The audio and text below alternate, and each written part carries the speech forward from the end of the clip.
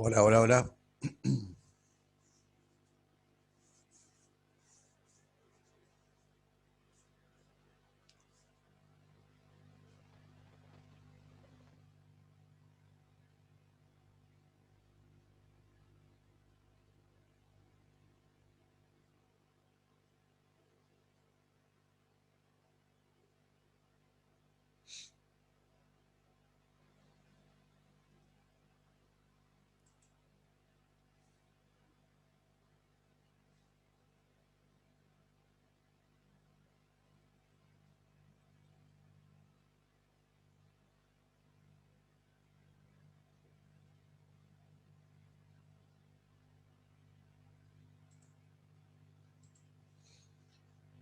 Bueno, hola. Seguimos. Bueno, estamos con el ensayo o esta experiencia en la empresa General Electric. Eh,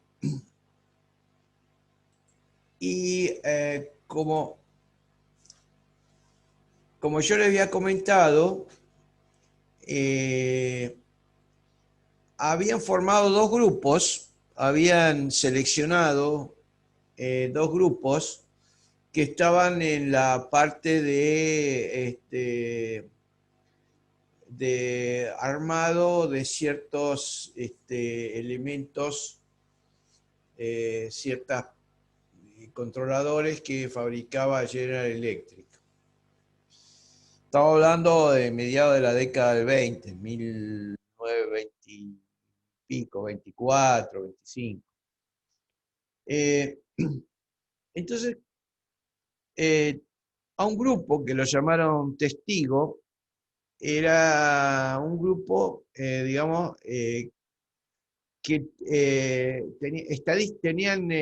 la empresa tenía estadísticas de la producción de promedio que tenía todo el establecimiento. O sea, llevaba mucho estadística. Y bueno, cuando inician la experiencia esta, lo que hacen es toman al grupo de, digamos, de análisis y le aumentan la iluminación en el puesto de trabajo. Entonces, como seguramente ustedes pensarán, claro, mejoraron las condiciones de trabajo y aumentó la productividad o la producción. En este caso, como mantenían los grupos de trabajo en cantidad constante, vieron que aumentaba la producción. Eh, entonces la primera conclusión que sacaron era este, que bueno, aumentando las condiciones de, digamos, de confort en la empresa, se lograba una mejor producción. Pero cuando verifican la producción del grupo testigo, con el promedio que tenía esa parte del armado de relevadores o relés, notan que también había aumentado la producción del grupo testigo. O sea que había algo ahí que le llamó la atención, era que no había algo más ahí que estaba ocurriendo. Y siempre cuando uno hace estudios de cualquier tipo, ¿no? De trabajo, siempre hace una especie de verificación digamos, cruzada. Por ejemplo, seguramente ustedes habrán escuchado hablar de estos estudios que se están haciendo con las vacunas para el COVID-19. Los estudios que se están haciendo también tienen dos grupos. Tienen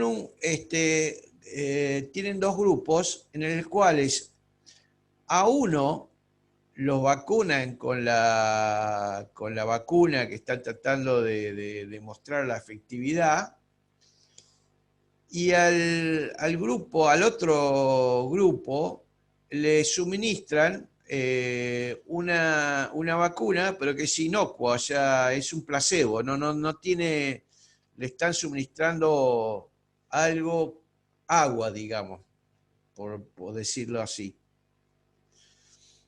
Entonces, a lo largo de todo el periodo de ensayo o de análisis de qué es lo que pasa con la vacuna, este grupo testigo, que es el grupo al cual no le dan la vacuna, sino que le dan en forma engañada una vacuna que es un placebo, que no tiene ningún efecto, lo comparan con el grupo que sí efectivamente recibe la vacuna.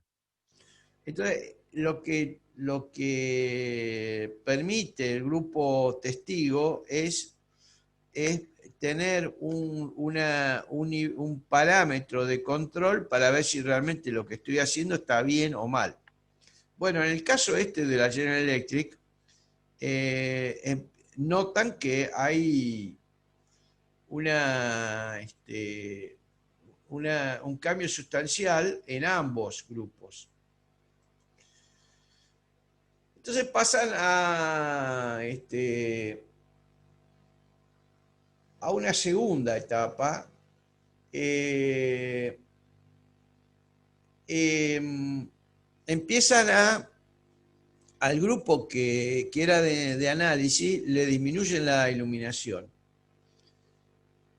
Y para sorpresa, ven que sigue aumentando la producción o la productividad de este grupo, y ahí ya le empieza a surgir algunas inquietudes, porque si aumentaron la iluminación a este grupo, ambos grupos sabían que estaban participando de un estudio. Esto es importante, no es que era un misterio, no. Los dos grupos sabían que estaban participando en grupos de estudio y que iban a ser observados.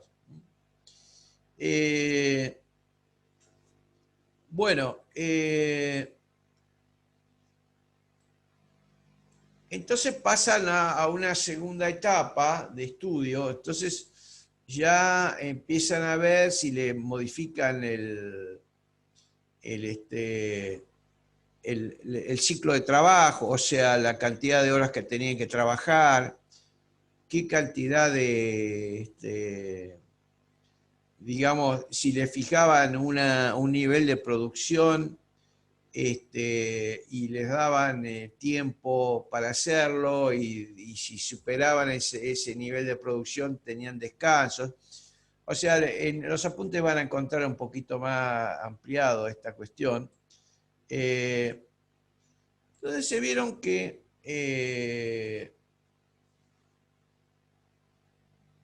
siempre había una mejora. Bueno, conclusión, ustedes lean después el detalle. eh, la conclusión de estos estudios de modificando condiciones de trabajo, las horas de trabajo, las horas de descanso, descubrieron que el trabajo es una actitud de grupo, que de alguna forma el operador o el trabajador está, está organizado para realizar tareas, eh, que lo importante es lograr actitudes positivas en el personal. Eh, bueno, hay toda una serie de conclusiones que ustedes les pido que los leen, que los trabajadores se están observando entre sí, Eh, y todo esto llevó a analizar de que no es un problema simplemente técnico, mejorar la productividad, sino que tenía que ver con también aspectos como las relaciones interpersonales entre las personas. Y, y que digamos que el estudio del trabajo no se puede analizar como uno analizaría una, no sé, una máquina determinada, y para ver qué rendimiento tiene en función de la materia prima que uno le suministra. En este mismo orden de cosas, y yéndonos un poquito más para atrás, la,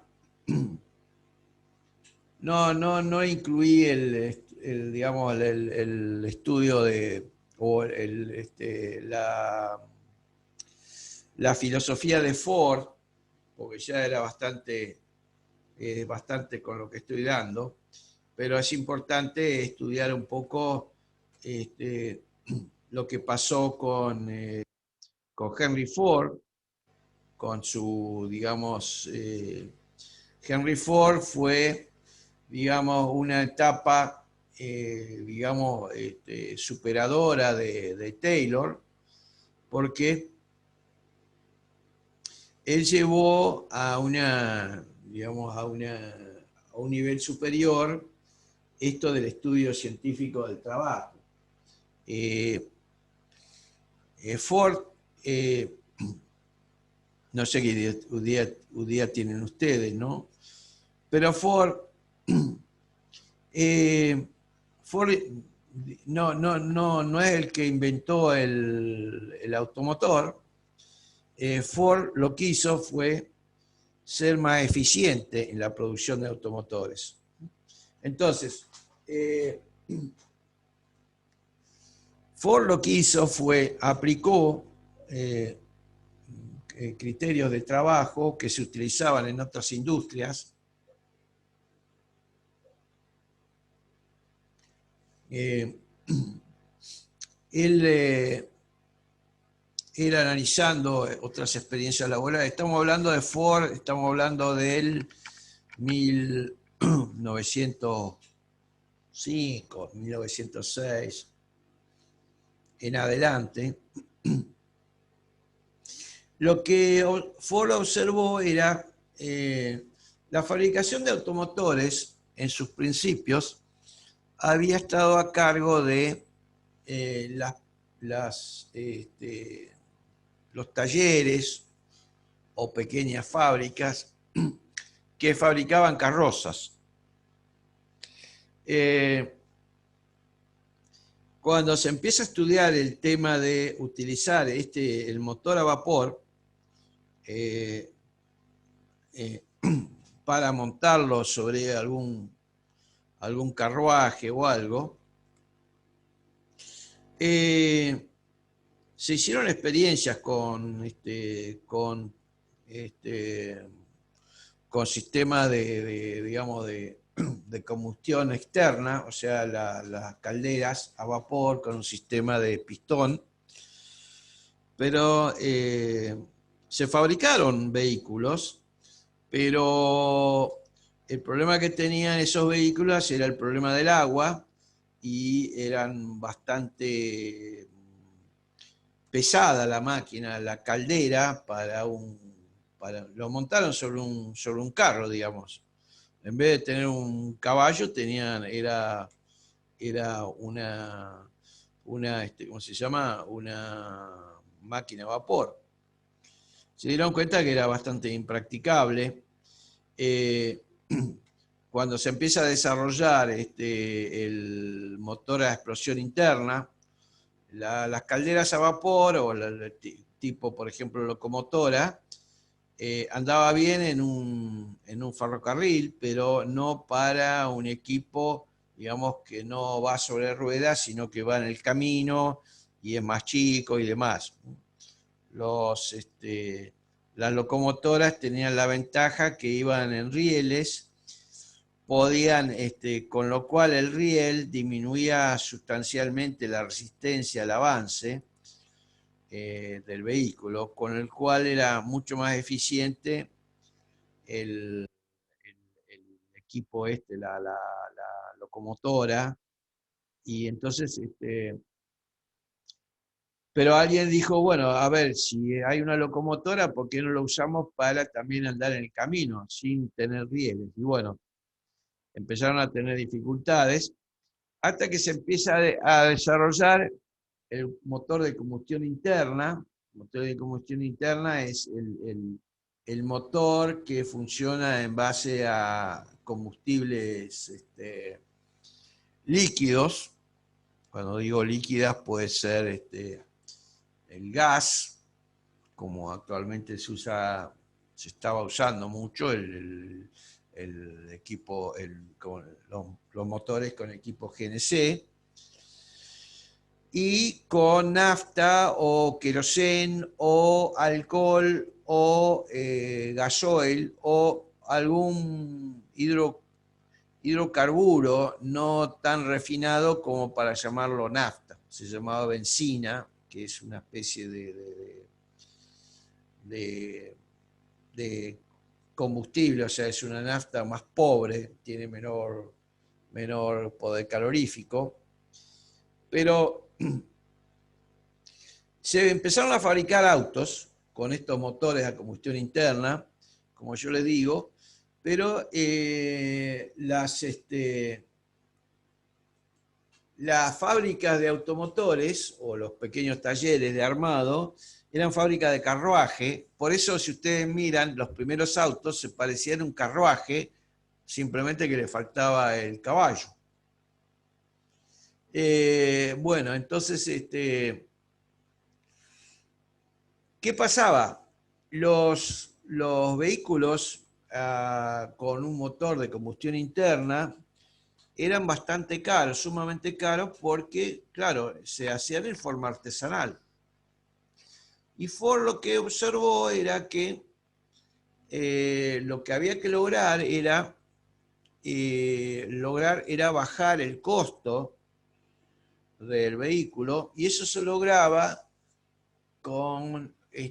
utilizando un poco más digamos, del estudio del trabajo mediante la forma de trabajar que tenían los frigoríficos.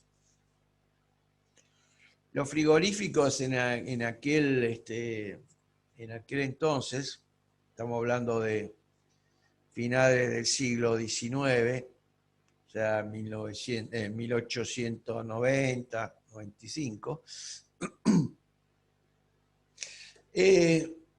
se organizaban de la siguiente forma.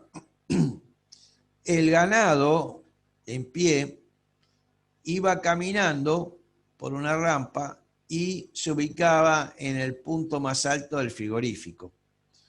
En ese lugar, el animal era sacrificado, iba caminando, lo sacrificaban, lo enganchaban en una cadena, de ahí sale la cadena de producción, lo enganchaban en una cadena, y a partir de ese punto alto, la res, o la media res después, iba cayendo por esa cadena, o sea, por supuesto que no era vertical, sino era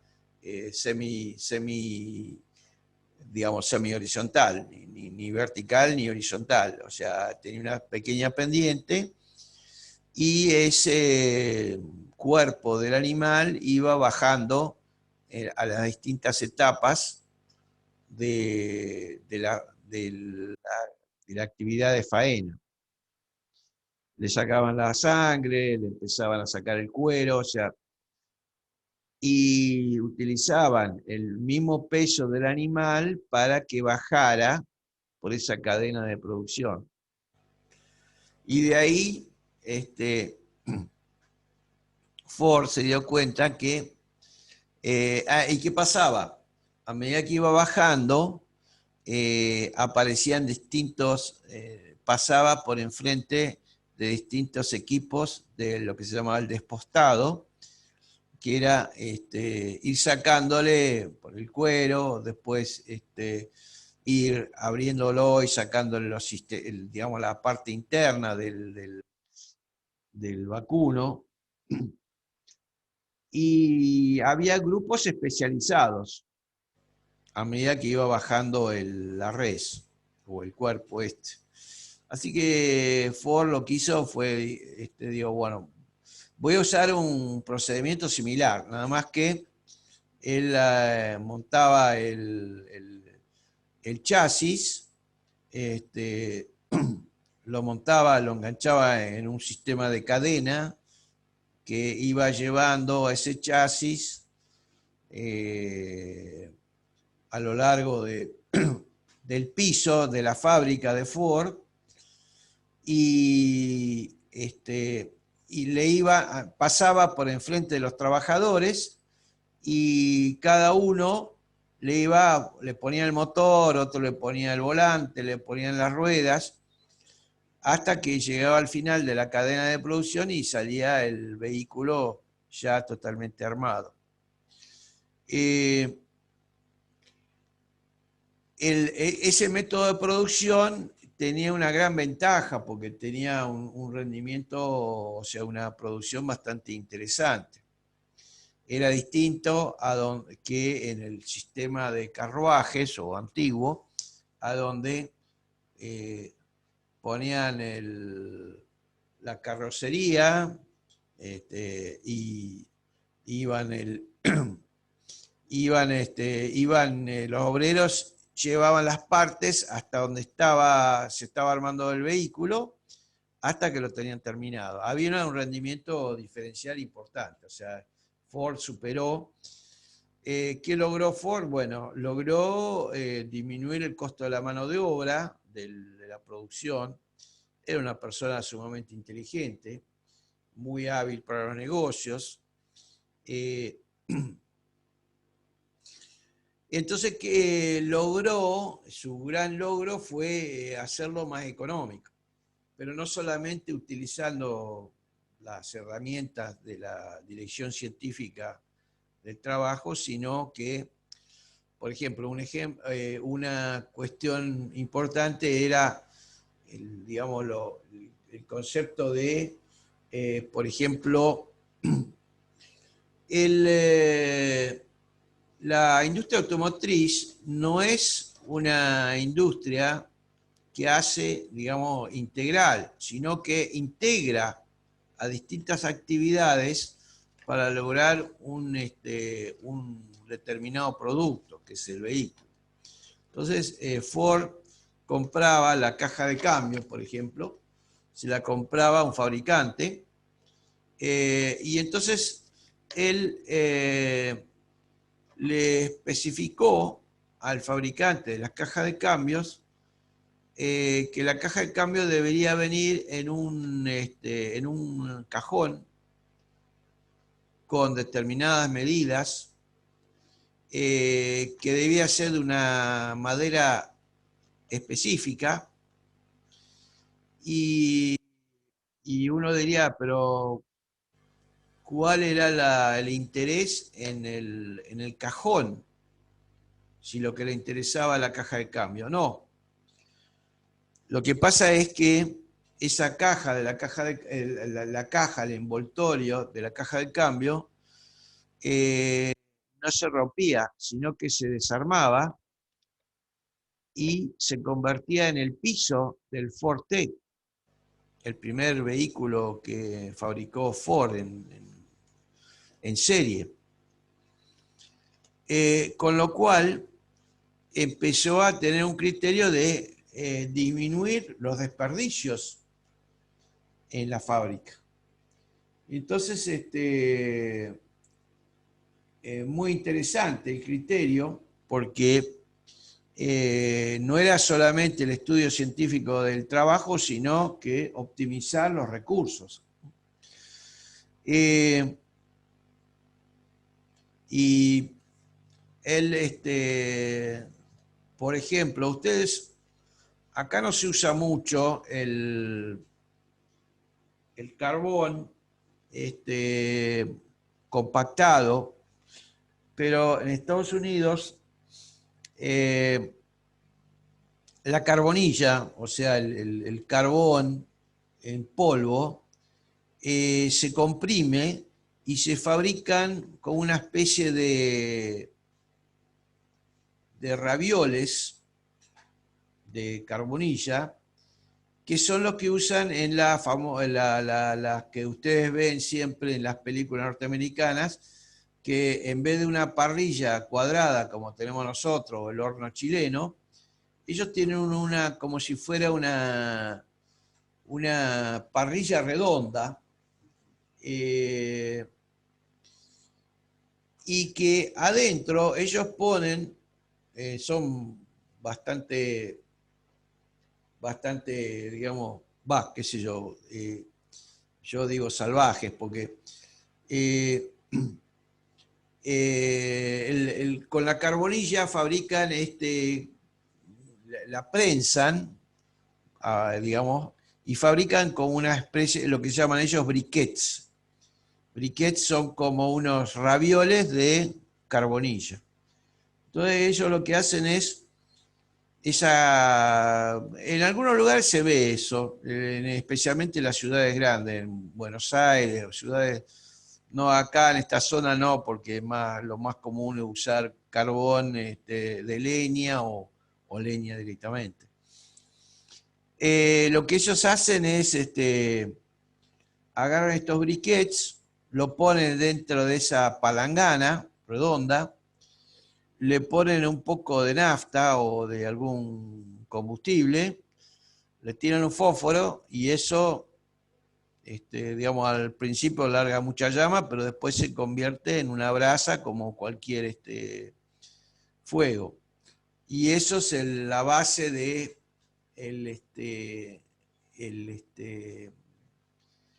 de los asados que ellos llaman en Estados Unidos. A mí me resultó curioso ver eso porque inclusive usaban querosén para prender el fuego y eso deja olor digamos, en la carne, porque el querosén no se combustiona de forma instantánea, sino que se va combustiendo, va formando, se va quemando con el tiempo y con los minutos. Entonces ponen la carne encima de eso y está ahumado con los vapores del queroseno o del combustible que usaron. Por eso no hay que tirar plástico ni nada en el fuego, porque eso después uno eso lo recepciona lo que uno pone encima de la parrilla, sea la carne o el pollo, lo que sea. ¿Qué tiene que ver con Ford? Bueno, Ford fabricaba con los pedazos de madera de algún envoltorio, él fabricaba su propia energía eléctrica para la fábrica. Entonces, lo que ocurría era, al quemar la madera o los elementos que él quemaba, todo lo que le sobraba, lo quemaba. Se generaba carbonilla. Y esa carbonilla finalmente se dio cuenta que la podía reusar, fabricando estas briquettes, o sea, estas ravioles de carbonilla comprimida. Entonces, su aporte fue también en ese sentido. O sea, él no desperdiciaba nada. Bueno, muy bien. Entonces, con esto daríamos por cerrado la parte de la unidad 1, que es la parte de del estudio del trabajo, qué es lo que pasaba, les encargo que lean el apunte, porque me resulta bastante interesante, porque a usted le va a ser útil para poder enfocar el trabajo de ustedes y porque, ¿por qué no? Ustedes pueden ir, en la medida que ustedes están observando las tareas que están haciendo, pueden ir introduciendo por ahí mejoras desde el punto de vista productivo, eh, pero fundamentalmente orientado hacia la seguridad, porque quizás quien diseñó la tarea que se va a hacer no tuvo en cuenta aspectos de la seguridad industrial. Así que ahí van a estar ustedes para poder analizar qué es lo que se está haciendo y cómo mejorar esa tarea que se está haciendo, por supuesto con criterios, digamos, racionales. Ya le vuelvo a dar el ejemplo de actualmente con la pandemia. Si viene un cliente y me plantea de la necesidad de reducir los accidentes en su establecimiento, el que sea, yo de ninguna manera puedo decirle, o sea, yo le podría decir, mire, señor, yo le voy a garantizar de que usted, el número de accidentes va a bajar violentamente a cero. Lo que yo le propongo es que cierre la fábrica durante un año y va a ver que en un año no va a tener accidentes. Obviamente que eso no es practicable. Como profesional estoy en problemas, porque si la única solución que encuentro para la reducción de los accidentes es decirle que cierre la fábrica, estoy con un grave problema. Así que nosotros vamos a participar en la actividad laboral, pero lógicamente que tenemos que usar criterios racionales para las propuestas de trabajo que vamos a hacer. No cualquier cosa vamos a poder llevar a cabo, sino que necesitamos consensuarlo con el dueño de la empresa o el gerente, pero tenemos que, en ese sentido, tenemos que ser racionales en cuanto a lo que vamos a proponer hacer, ¿cierto?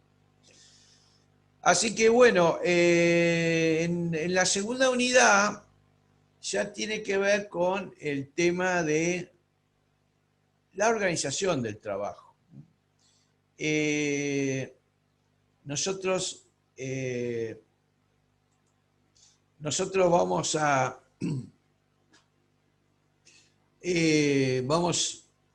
vamos a ingresar a una empresa y salvo que estemos en en una obra de construcción, a donde la obra de construcción generalmente significa que nosotros de alguna forma vamos a poder participar más en la forma que se organiza esa obra.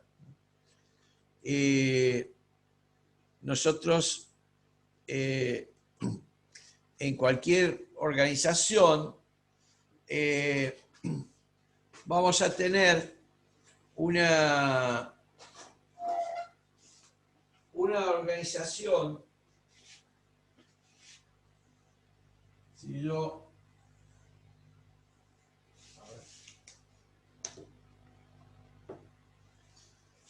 si yo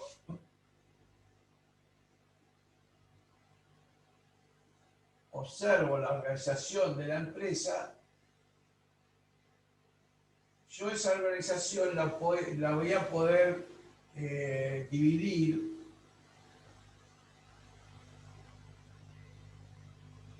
en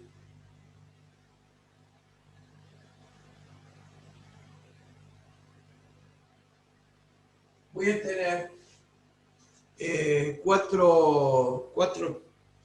cuatro subcategorías, por así decir. Voy a tener una organización formal, que es la que ustedes cuando van a una empresa encuentran lo que se llama un organigrama.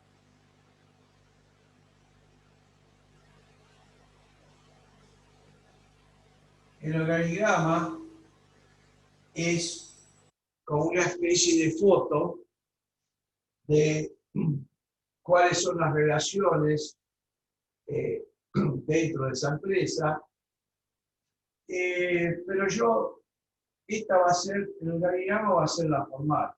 Después voy a tener una que es la informal.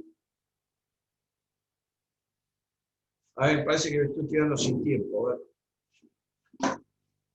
ver, espere un cachito. Me quedan 2 minutos. Tenga la organización informal. La organización informal es una organización que, partiendo de la formal, se transforma en otro tipo de organización a donde entra en juego las relaciones personal o interpersonales que hay en las distintas áreas de la empresa, y esta informal me va a dar origen a una organización real, y esa organización real, en base a los resultados que tengamos, me va a ir modificando este esquema de organización y va a resultar en la necesaria. Es la organización necesaria, es la que yo necesito para llevar a cabo las tareas que estoy haciendo.